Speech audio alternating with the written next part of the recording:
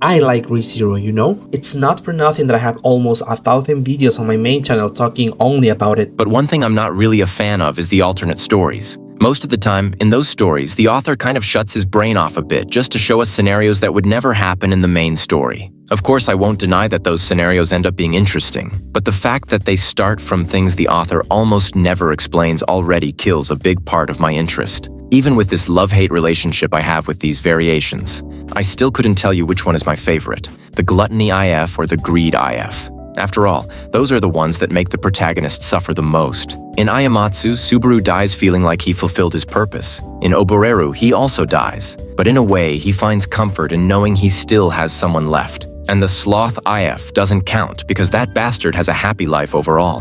However, we can't say the same about the other classic routes. The Subaru from Kasaneru has completely lost any care for his own life and for the decisions of his friends.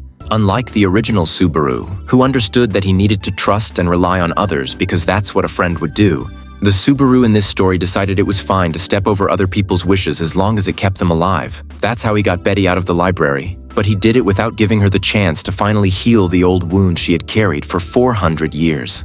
Little Betty was still hurt by this, to the point that even after they moved into a new mansion, she spent her time taking care of the library there, showing that she still wasn't ready for the outside world, and probably never would be. The same thing happened with Garfield. The original Subaru helped him overcome his trauma and asked for his help in creating a better future for everyone, which made Garfield recognize him as his captain. But the Subaru from Kasaneru thought that was unnecessary and believed Garfield would heal on his own eventually, except that eventually never came.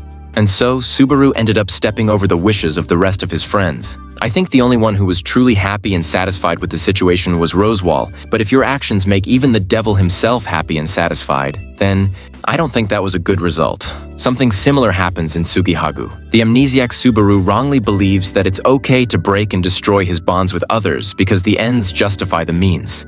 Even so, I think this alternate story achieved something unique, something no other Subaru managed to do. It made not only Subaru see his own life as disposable, but also the lives of others in the same way. I know you could say that technically the Subaru from Ayamatsu did the same thing with how he valued life, but no.